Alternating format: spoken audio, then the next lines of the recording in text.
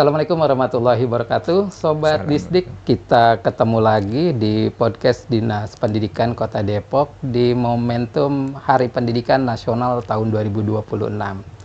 Hari ini kita kedatangan tamu spesial yang hadir bersama kita, Bapak Kepala Dinas Pendidikan Kota Depok, Pak Wahid Suryono. Selamat siang, Pak. Selamat siang. Dan kita juga kedatangan kepala sekolah inspiratif nih yang tahun ini mendapatkan pencapaian nilai numerasi dan literasinya cukup tinggi di Kota Depok, dan nanti kita akan banyak belajar dari kedua kepala sekolah kita yang kita undang saat ini.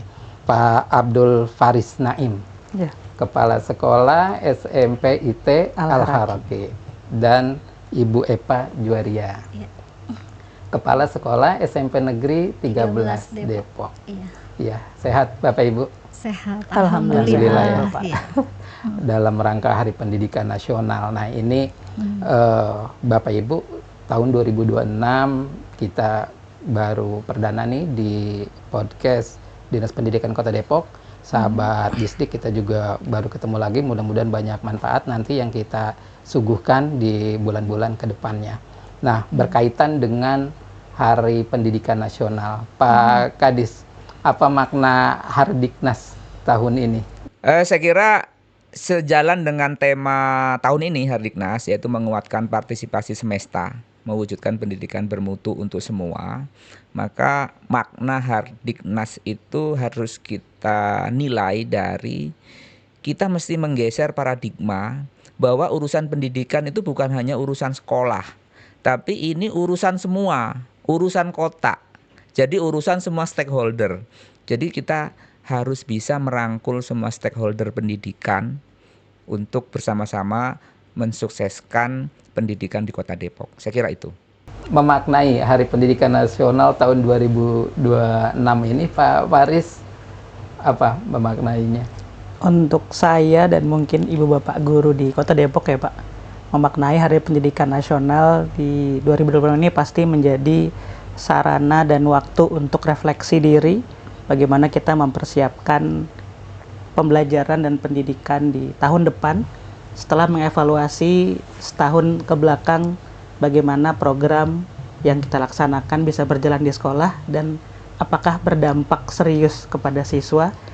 Lalu Hari Pendidikan Nasional menjadi waktu yang tepat untuk kita bergegas untuk merencanakan kembali apa yang bisa kita perbaiki dan apa yang sudah baik untuk terus kita jalankan. Iya, nah, Bu Epa gimana Bu Epa? Ya, kalau menurut saya Hari Pendidikan Nasional ini merupakan momentum bagi kita untuk bergerak dengan penuh semangat untuk mendukung pendidikan bermutu untuk semua, ya, dan juga sebagai sarana refleksi, ya, sarana refleksi bagi kita untuk memberikan pelayanan pendidikan yang lebih optimal, yang lebih prima kepada anak murid kita. Belajar itu bisa di mana saja, tidak terkait tempat, waktu, dan ruang gitu. Belajar bisa dengan siapa saja. Tapi yang ingin saya garis bawahi adalah sekolah sebagai salah satu lembaga pendidikan formal harusnya menjadi rumah kedua bagi anak didik kita, anak murid kita untuk tumbuh dan berkembang dalam rangka penguatan karakter. Jadi semua anak kita akomodir. Makanya pendidikan bermutu untuk semua. Untuk semua, itu ya. Iya. Seperti Ki Hajar Dewantara bahwa beliau mendirikan taman siswa itu kan dulunya hanya orang-orang tertentu yang bisa mengakses pendidikan, orang-orang priayi ataupun orang kolonial sendiri. Sedangkan rakyat kita tidak boleh itu ikut sekolah. Jadi pendidikan bermutu untuk semua. Baik. Pendidikan di Indonesia itu, Pak Kadis, saat ini dilihat penilaiannya melalui rapot pendidikan. Ada platform rapot pendidikan. Tapi masyarakat masih banyak yang belum paham tentang rapot pendidikan. Itu sebetulnya rapot pendidikan itu platform apa? Bisa dijelaskan Pak Kadis? Ya, Sobat Disdik. Jadi pemerintah kita ini ingin sebenarnya mempunyai penilaian ya. Jadi bagaimana kemajuan pendidikan kita yang sudah dicapai. Jadi dari siswanya, dari gurunya, dari sekolahnya itu sendiri. Nah, pemerintah akhirnya meluncurkan platform yang namanya Rapor Pendidikan. Ini sebuah platform yang akan mengevaluasi sebenarnya ya kinerja pendidikan kita ini sudah sejauh mana. Dia gabungan berbagai macam unsur. Ada hasil AN, ada karakter siswa, ada sulinjar gitu ya. Kemudian juga ada perencanaan berbasis data. Nah, itu semua untuk jadi bahan melihat posisi capaian pendidikan di masing-masing daerah itu sejauh mana sih. Jadi dengan itu kita akan tahu sehingga kita punya baseline.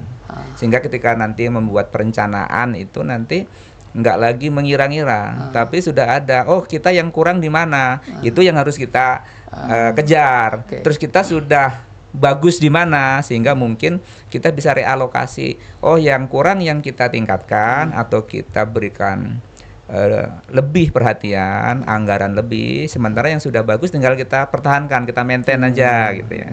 Sehingga akan tepat sasaran. Iya.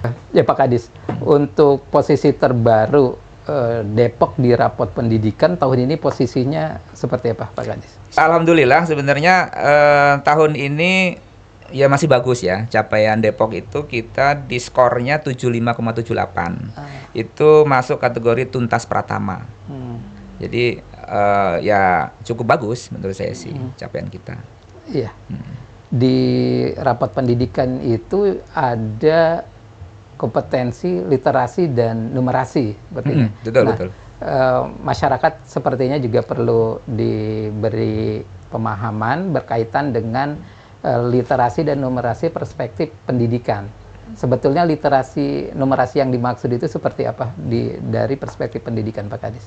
Iya, ini penting saya kira ya, 2 poin ini ya. Ini menjadi saya kira penekanan dari pemerintah ya. Kemampuan siswa kita terkait dengan literasi numerasi. Literasi itu kira-kira ginilah gambarannya. Siswa kita bisa membaca. Nah, kemudian tidak cukup bisa membaca, dia juga ngerti apa yang dibaca, memahami gitu ya.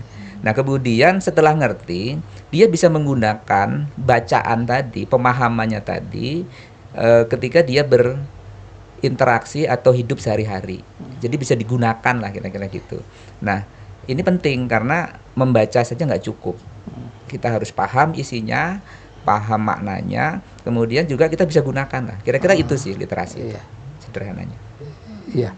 Dan di antara sekolah yang skor literasi dan numerasinya tinggi, Al-Haroki salah satunya, dan SMP 17 ya? 13. SMP 13. Ya, 13. Ya. SMP 13, Bu Eva. Nah, melihat hasil yang lumayan bagus, bahkan Haroki nilainya skornya 100 ya? 100 betul. 100. Ini sebetulnya strategi apa yang Bapak Ibu lakukan sampai mendapat nilai lumayan tinggi? Bu Pak Paris, silakan. Baik, kalau kami di Al-Haraki, Bapak mencoba untuk melakukan perubahan di setiap hasil rapat pendidikan. Sebelumnya tentu tidak setinggi ini nilainya. Kami juga pernah mendapatkan nilai di 80 untuk numerasi. Dari situ kami coba tarik ulur ke belakang. Karena ANBK dilaksanakan di pertengahan semester 1 kelas 8, kami mulai coba ubah strategi dari awal masuk semester 1 level 7, itu sudah dikenalkan dengan tipe soal di ANBK. Jadi siswa belajar sehari-hari, melakukan asesmen formatif, melakukan asesmen sumatif dengan tipe soal yang sudah kita sesuaikan. Seperti yang akan ditemui nanti di level 8 ketika ANBK. Dari situ kita coba di semua mata pelajaran, termasuk ketika asesmen harian, asesmen tengah semester, asesmen akhir semester, Itu kita coba dan hasilnya ternyata mendapatkan kenaikan yang cukup signifikan di tahun depan, di 92 kalau saya tidak salah. Lalu berikutnya kita panjang lagi untuk seleksi masuk, kita juga coba tipe soal yang sama. Dan akhirnya di tahun tersebut kita bisa mendapatkan nilai lebih tinggi, dan tahun ini alhamdulillah didapat nilai 100, dan strategi itu terus kita lakukan sampai di kelas 9. Jadi ketika kelas 8 selesai ANBK, numerasi literasi tidak hanya muncul di level itu, tapi di level 9 pun kita buat format yang sama untuk soal di asesmen akhir sekolah. Oh gitu. Seperti itu. Nah, untuk SMP 13 strateginya ada yang beda, Bu Eva? Sepertinya panjang nih kalau 13. Jadi bermula kasus COVID ya. Kami mengalami learning loss. Jadi kami menemukan anak yang sama sekali tidak bisa baca, Pak. Gitu. Nah, dari situ akhirnya kami guru-guru itu melakukan suatu cara. Seketika daftar ulang setelah SPMB itu kami adakan tes calistung, tapi yang dibaca adalah tata tertib siswa gitu kan. Tujuannya dua, Pak. Satu, untuk mengukur kemampuan membaca, juga dua, memahami. Tiga, kan nanti bapak ibu orang tua wali muridnya dan anaknya itu akan menandatangani fakta integritas itu ya. Kalau dianya sendiri tidak baca, tidak memahami, gimana mau tanda tangan gitu kan. Sedangkan itu berhukum ya, bermaterai, artinya mereka siap untuk melaksanakan tata tertib tersebut gitu. Jadi dari mulai proses daftar ulang, Pak, kita tes, lalu setelah hasil tes itu kita kan punya data nih, kita identifikasi, kita adakan pemetaan. Berlanjut di SPMB pun, di MPLS pun kami melakukan pendampingan. Jadi di sini memang luar biasa pengorbanan Bapak Ibu guru, Pak. Sini jadi melakukan pendampingan kepada anak-anak yang di bawah atau yang perlu untuk bisa membaca tersebut. Kelas 8 dan kelas 9 pun begitu. Sama seperti di Al-Haraki, kami memahami bahwa literasi itu bukan hanya bahasa Indonesia dan numerasi itu bukan hanya matematika. Makanya kami itu mewajibkan kepada setiap guru gitu melakukan proses pembelajaran yang berbasis literasi numerasi gitu, Pak. Jadi baik itu soal-soalnya maupun kegiatan membacanya. Betul 15 menit sebelum materi dimulai itu anak digiring untuk membaca dulu gitu, seperti itu. Ada gak keterlibatan orang tua dari proses yang Bapak Ibu jalani selama ini? Sejauh mana keterlibatan orang tua atau mungkin pihak ketiga? Iya. Ada, Pak. Jadi kami ini di awal tahun ajaran itu melakukan sosialisasi visi, misi, dan program. Itu kami jabarkan program sekolah, visi misinya seperti ini. Lalu kami juga ajak orang tua murid. Kita ada namanya kegiatan Jumat, Pak. Ada Jumat literasi, ada Jumat bersih, Jumat takwa gitu, dan kelas inspirasi. Di sini menariknya orang tua bisa menjadi narasumber gitu. Yang tentunya di sini ada kan tadi menurut Pak Kadis juga literasi itu bukan hanya membaca ya, tapi memahami, kemampuan menulisnya juga termasuk literasi. Jadi dengan berbagai metode macam pembelajaran kita libatkan orang tua gitu, seperti itu. Iya. Di Al-Haraki sendiri keterlibatan orang tua atau pihak lain sejauh mana? Tentu pasti ada ya Bapak, sama seperti SMP 13 ya Ibu. Iya. Di awal tahun kami juga menyampaikan apa saja program dari sekolah, khususnya program tentang literasi dan numerasi. Jadi orang tua tahu apa saja yang akan anandanya akan alami selama di sekolah. Dan kami juga mengajak ketika orang tua di rumah itu untuk berinteraksi dengan anak-anak dengan buku. Karena tanpa dikasih contoh, ananda itu tidak akan pernah bisa dan pernah mau sendiri. Kalau di sekolah mungkin kami ibu bapak guru pasti mencontohkan Maka di pertemuan orang tua murid di tahun pertama di kelas 7 kami mengajak juga ayah bunda untuk ikut bersama-sama ketika Ananda sedang membaca buku, maka harapannya ayah bunda juga ikut membaca buku sehingga muncullah budaya literasi juga di rumah. Budaya itu nanti akan mendorong siswa untuk mau lebih senang, mau lebih banyak waktu dengan bukunya. Karena di kami di Al-Haraki juga ada program di setiap hari Selasa kita punya fun writing. Mereka bisa menulis hal-hal yang menyenangkan untuk mereka. Nanti dari tulisan mereka kita bukukan dan menjadi buku inventaris di perpustakaan yang bisa dilihat oleh adik-adik kelasnya setelah mereka menulis. Lalu nanti ada lagi kegiatan lomba-lomba literasi, baik lomba yang dilaksanakan langsung di sekolah maupun dilaksanakan secara online. Dan ketika online ini biasanya ada peran dari orang tua. Ketika membuat video atau membuat sebuah narasi, kita ajak orang tua ikut berperan dalam lomba-lomba tersebut. Sehingga dari sana terciptalah sebuah ekosistem yang sama dalam satu pandangan bahwa literasi dan numerasi bukan hanya pelajaran di dalam kelas, bukan hanya di bahasa Indonesia, bukan hanya di matematika Ibu ya, tapi itu hadir di dalam semua kehidupan yang dilaksanakan oleh Ananda di sekolah dengan guru, di rumah dengan orang tua. Iya, berarti di situ nampak ya keterlibatan semua warga sekolah ya, dari guru, siswa, dan orang tua. Orang tua. Iya, nah pasti dalam mewujudkan ini ada tantangannya, hambatannya. Betul. Ada yang bisa di-share tantangan dan hambatannya itu apa dalam melaksanakan itu semua, Bapak Aris? Tantangannya satu pasti konsisten, Bapak. Itu tantangan hampir semua program di sekolah yang sudah baik. Yang jadi tantangan utama adalah konsistennya. Yang kedua adalah orang-orang yang hadir di dalam program tersebut.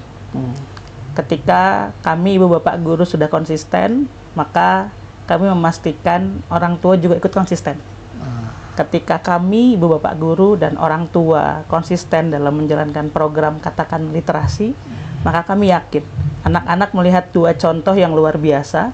Di rumah ada orang tua, di sekolah ada kami ibu bapak guru, maka mereka mungkin di awal merasa terpaksa, tapi lama-lama menjadi hal yang terbiasa dan pada akhirnya menjadi sebuah habit baru bahwa mereka terbiasa dan suka dengan membaca, khususnya tentang literasi tadi. Nah, dua tantangan itu yang memang sampai sekarang masih terus kita laksanakan. Nah, yang ketiga tentu pengaruh dari media sosial. Ini kadang menjadi bola panas yang bisa menjadi positif tetapi bisa juga menjadi hal yang negatif. Sehingga kami di Al-Haraki juga mengajak anak-anak di sekolah untuk menggunakan media sosial secara bijak dan memasukkan salah satu seminar untuk siswa itu tentang bijak dalam menggunakan media sosial, dan itu menjadi salah satu materi literasi yang kami selalu sounding kepada siswa di sekolah. Oke. Bu Eva, menemukan hambatan dan tantangan?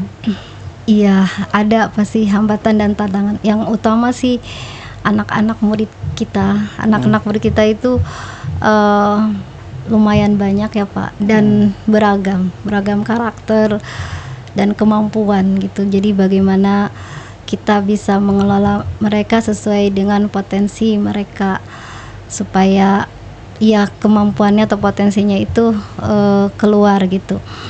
Ya kedua apa ya Pak, guru-gurunya itu memang ya kadang ada yang istiqomah gitu, ada yang ya perlu itu tadi ya. Konsisten tadi ya, harus selalu disemangati gitu. Makanya kami tuh berusaha untuk selalu mengadakan briefing gitu, rapat evaluasi gitu, seperti itu Pak.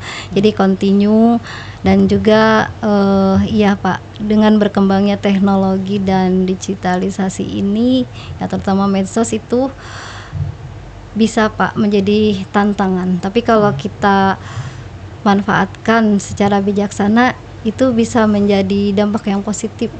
Karena seperti program pemerintah sekarang ya Pak, ada ruang murid, rumah pendidikan, itu bisa diakses ya Pak oleh Bapak Ibu guru kita untuk mendapatkan konten-konten materi-materi ataupun tadi Pak soal-soal yang berbasis literasi numerasi gitu. Jadi teknologi dan digital itu dimanfaatkan di sekolah ya. Betul.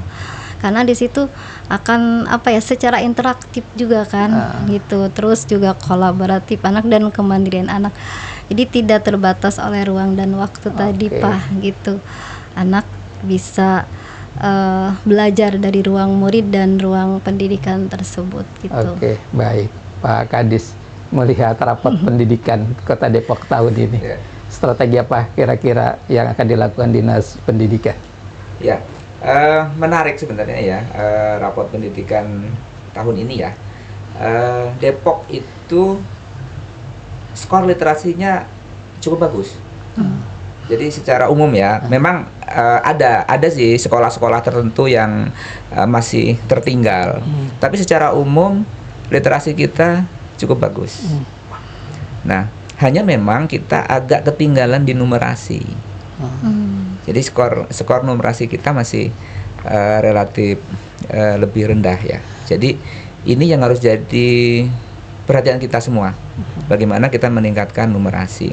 Karena sebenarnya gini, menarik juga kemarin TKA ya. Sebenarnya benar tadi Bu yang Bu Eva sampaikan. Literasi dan numerasi itu sebenarnya dua sisi dari mata uang yang sama gitu ya. Karena mengerjakan soal-soal matematika itu ternyata kita harus memahami juga ceritanya gitu ya. Jadi di dalam matematika ada literasi gitu ya.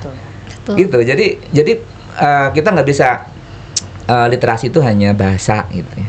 Kemudian numerasi hanya matematika. Jadi sebenarnya seluruh aspek pembelajaran itu di dalamnya ada komponen literasi dan numerasi. Jadi kalau dua hal ini jadi topik yang diangkat oleh pemerintah, saya kira pas gitu ya. Nah sekarang bagaimana numerasi ini kita bisa dongkrak, karena kita agak lemah Depok nih numerasi.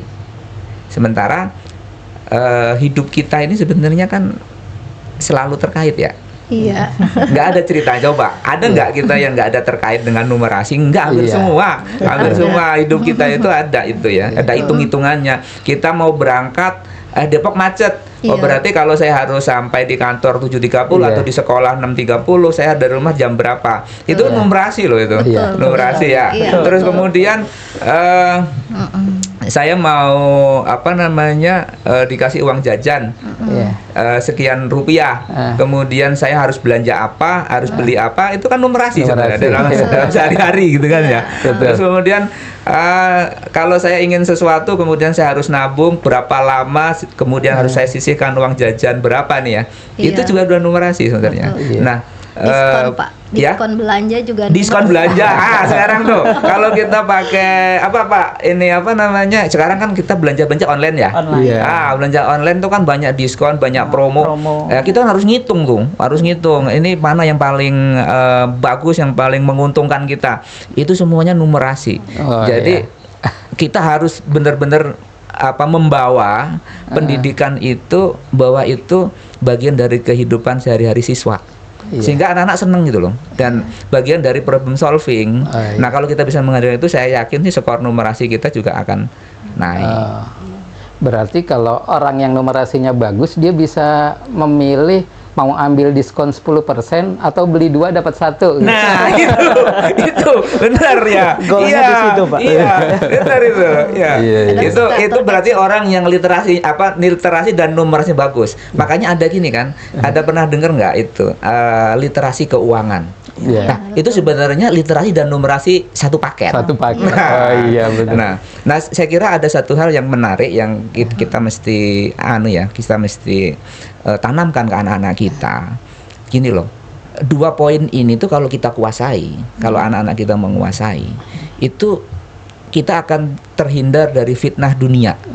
Apa fitnah dunia sekarang? Hoax. Nah, iya kan? Kalau literasi kita bagus, kita pasti nggak kena hoax. Nah, kalau numerasi kita bagus, nggak akan kena tipu Nah, Sekarang banyak kan penipuan online. iya. Banyak banget tuh. Judi online. Judi online gitu ya. Iya. Pinjol. Pinjol. Nah, Iya. itu pasti karena literasi dan numerasinya rendah. Nah, ini tantangan kita nih, menanamkan anak kita literasi dan numerasi ini harus jadi ilmu dasar lah. Ilmu dasar yang harus dikuasai. Nah, ini menjawab tantangan tadi. Saya bilang tantangan pendidikan kita apa? Ini harus jadi renungan kita nih. Berarti bagaimana kalau kita mau selamat dari judol dan pinjol, yang sekarang menghantui gitu ya. Itu berarti kita harus sukses. Iya. Literasi dan numerasi itu saya kira tantangan ke depan, sehingga kami harus merumuskan itu bersama-sama di bidang pendidikan, bagaimana kita bisa mengejar tadi. Nah, kemudian yang kedua saya kira penting juga, tantangan pendidikan kita ini adalah belum meratanya. Pertama akses, yang kedua kualitas. Sekolah kita banyak. Hitung-hitungan saya sebenarnya ya, itu semua anak di Depok nggak ada yang nggak sekolah untuk SD, untuk SMP. Kursi cukup ya. Kursi cukup untuk SD dan SMP ya. Kalau yang PAUD memang kita masih kurang. Tapi SD SMP cukup sebenarnya. Hanya karena tidak merata tadi, sehingga ada penumpukan. Ada sekolah-sekolah, apalagi yang sekolah-sekolah yang bagus-bagus nih, lagi salah satunya ya. Itu mungkin sudah inden. Oh, ya. Ya, belum dibuka SPMB udah penuh. Iya, Ya. betul. Tapi ada juga sekolah-sekolah yang nggak sepi peminat. Gitu loh. Nah, ke depan bagaimana kita bisa menyeimbangkan ya, sehingga ada gap itu udah pasti, tapi nggak jauh gitu loh. Kolaborasikan. Jadi kalau kompetensi sekolahnya rata-rata lah nggak jauh bedanya, mudah-mudahan sih saya kira tantangan masalah pendidikan itu ya, akses itu nanti kita bisa pelan-pelan bisa Iya, capai ya. atasi ya. Mudah-mudahan. Selanjutnya dalam memperingati Hari Pendidikan Nasional 2026 nih, pasti ada harapan nih bagi Bapak Ibu Kepala Sekolah. Harapan apa kira-kira yang diinginkan nih di dalam rangka peringatan Hari Pendidikan Nasional 2026? Mungkin kalau untuk kami ibu bapak guru, harapannya yang pasti, satu, kita berharap lulusan dari sekolah-sekolah di Kota Depok khususnya itu menjadi lulusan-lulusan yang berkualitas, lulusan-lulusan yang bisa menggunakan ilmu, iman dan takwanya untuk melanjutkan pendidikan yang jenjang lebih tinggi dan sampai nanti menjadi pemimpin-pemimpin hebat di Indonesia. Itu harapan kami terbesar, karena tidak lain tidak bukan tujuan kami mendidik siswa di SMP sekarang adalah mempersiapkan para pemimpin hebat di 10-20 tahun yang akan datang. Semoga fondasinya bisa kami pupuk di jenjang SMP ini. Yang kedua juga untuk ibu bapak guru luar biasa di Indonesia khususnya dan di Kota Depok, bahwa apa yang kita lakukan hari ini, 2 hari, 3 hari, setahun, 2 tahun, 3 tahun bersama dengan siswa kita, mungkin hasilnya tidak langsung terlihat. Masih ada rasa lelah, rasa letih, kita bercucuran air mata, bercucuran keringat dalam mendidik siswa. Tapi percayalah, semua yang kita lakukan itu akan Allah balas dengan balasan sebaik-baiknya. Dan insya Allah nanti ketika anak-anak kita sudah sukses, ternyata itu adalah satu kado yang luar biasa indah yang bisa kita nikmati nanti di waktu yang tidak seperti sekarang ya, mungkin kita sedang padat-padatnya mengajar siswa tersebut. Dan yang ketiga, untuk orang tua, untuk stakeholder yang memang tidak bisa kita hilangkan perannya dari sekolah, Bapak. Karena tanpa bantuan orang tua, pendidikan Indonesia tidak akan pernah maju. Karena fondasi pendidikan kita tidak hanya berasal dari sekolah, tapi juga pendidikan di rumah. Sehingga mudah-mudahan di perayaan Hardiknas tahun 2026 ini lebih banyak orang tua yang tersadarkan bahwa peran untuk mempersiapkan Ananda itu tidak bergerak dari sekolah saja, tetapi juga harus bergerak dari rumah. Kita bersinergi bersama, insya Allah Ananda-Ananda semua, khususnya di Kota Depok, bisa menjadi pemimpin-pemimpin hebat di masa depan. Bu Epa, apa harapannya nih? Sama sepertinya, cuman ingin menambahkan, semoga Bapak Ibu gurunya mendapatkan perlindungan hukum, ya Pak, Insya mendapatkan Allah. perlindungan hukum. Ya, guru yang tenang mengajar, insya Allah akan memberikan pendidikan terbaik untuk anak-anaknya, dan nanti anak-anaknya pun akan menjadi manusia-manusia baru yang lebih berkualitas lagi, gitu, yang lebih baik masa depannya. Mungkin itu saja Pak. Jadi pendidikan untuk semua, baik gurunya, kemudian anak muridnya dengan berbagai macam kemampuan setara gitu Pak. Ya mungkin untuk sekolah tertentu sekolahnya menjadi bagus-bagus Pak. Kegiatan revitalisasi pendidikan kayaknya semoga di Depok banyak ya Pak, gitu. Amin, amin. Iya, mungkin Al-Harakit sudah bagus. Kami alhamdulillah juga SMP 13 sudah bagus, tapi banyak sekolah-sekolah yang masih perlu peningkatan sarana prasarananya gitu. Ya itu saja mungkin, insya Allah. Iya, Bu Epa. Nah, Pak Kadis, refleksi dan harapan di Hardiknas tahun ini bagi Dinas Pendidikan apa kira-kira? Tadi menarik sebenarnya yang disampaikan Pak Faris ya. Apa yang kita lakukan hari ini tuh nggak langsung kelihatan, tapi pasti akan beberapa waktu yang akan datang ya. Kita ini yang sekarang lagi ngobrol di sini, itu sebenarnya mungkin produk 20-30 tahun yang lalu, Iya. pendidikan waktu Iya. itu. Jadi apa yang kita sedang bicarakan hari ini, kalau kita berhasil melakukan dan merumuskan, saya yakin itu akan ketemu pas sebenarnya ya. Itu 2045 sebenarnya. Oh iya betul. Generasi emas Generasi emas, 2045 itu akan tercapai kalau kita berhasil melakukan sekarang. Ya, gitu ya Pak Aris ya? Betul. Iya benar Betul, Pak gitu Kadis. ya. Jadi keberhasilan kita yang kita lakukan sekarang itu nanti akan berlanjut. Jadi kita harus memastikan 2045 di puncak bonus demografi itu kita generasi emas, Generasi bukan emas. generasi cemas. Cemas. Nah, itu kan kita ya, yang harus catatan kita. Jadi harapannya kita ingin menyiapkan generasi muda kita di 2045 nanti memang Indonesia mencapai generasi emas. Nah, kemudian untuk pendidikan di Kota Depok, saya ingin memastikan bahwa karena sekarang sudah ada rapor ya, rapor pendidikan, rapor pendidikan. Jadi ini akan jadi baseline rapor pendidikan kita nih 2025 yang dirilis di 2026. Ini akan menjadi baseline kita dalam membuat perencanaan pendidikan di Kota Depok. Jadi tadi yang Bu Eva harapkan nanti sekolah Depok bagus semua, insya Allah Bu. Nanti bertahap ya, pelan-pelan kita tata satu persatu, semuanya nanti bisa akan menuju ke sana dengan banyak kanal ya. Iya. Tadi ada revitalisasi, ada dari kementerian, ada dukungan dari provinsi, dari pemerintah kota sendiri juga akan fokus di sana. Jadi aman, nyaman, betul. apalagi satu Sekolah lagi? sebagai rumah kedua Pak. Ya, yang itu aman saya kira dan nyaman untuk tumbuh kembang kembang kita. anak. Iya. Jadi bagaimana kita memastikan itu? Sekolah itu bagi anak itu tempat yang memang nyaman. Rumah kedua, Betul. rumah pertama tentu di rumah. Iya. Gitu. Saya kira itu sih Pak Din. Iya, Iya. baik. Sayang sekali nih Bapak Ibu.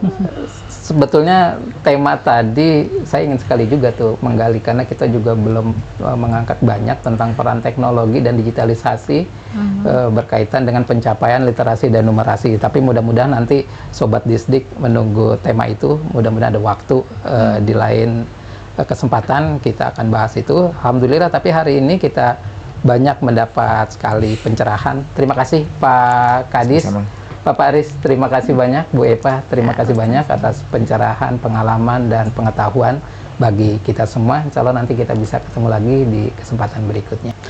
Pak Kadis, sebelum ditutup ada pesan-pesan lain untuk keluarga besar Dinas Pendidikan Kota Depok? Sobat Disdik semuanya, tema kita Hardiknas 2026 itu adalah menguatkan partisipasi semesta mewujudkan pendidikan bermutu untuk semua. Kami mengucapkan Selamat Hari Pendidikan Nasional tahun 2026. Sobat Disdik, demikian podcast kita kali ini. Kita ketemu lagi di kesempatan yang akan datang. Assalamualaikum warahmatullahi wabarakatuh.